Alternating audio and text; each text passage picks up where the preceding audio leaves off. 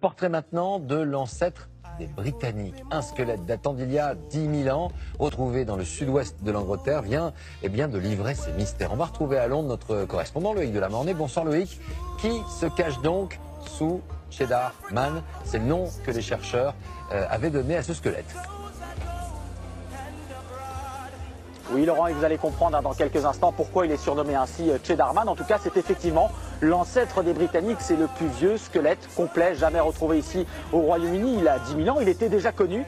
Mais ces derniers jours, une nouvelle analyse scientifique vient de bouleverser certaines idées reçues, occasionnant aussi dans le pays une certaine agitation dans les réseaux sociaux avec bon nombre de commentaires racistes d'ailleurs qu'on va vous épargner ici ce soir.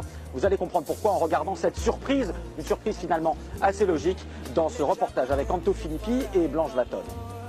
Une peau noire et des yeux bleus perçants. Étonnés, les Britanniques viennent de découvrir à quoi ressemblait leur ancêtre, l'homme qui foulait le sol d'Angleterre il y a 10 000 ans. Ce sont les scientifiques du Muséum d'Histoire Naturelle de Londres qui viennent de faire cette révélation et qui ont modélisé très exactement son visage. On n'aurait jamais imaginé ça il y a quelques années encore.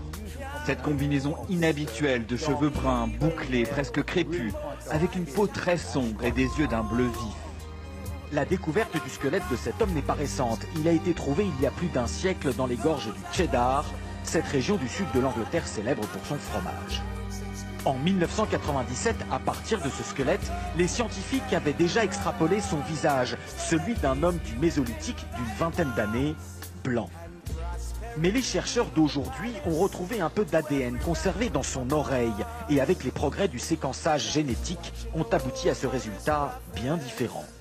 Ça ne m'étonne pas, l'humanité a voyagé depuis l'Afrique, donc ça me paraît logique. Ça va contredire ceux qui croient en une pureté. En regardant cette photo, je pense quand même que déjà à l'époque, c'était un immigrant, venu d'ailleurs dans le monde. Je ne pense pas qu'il soit né comme ça, ici à Londres.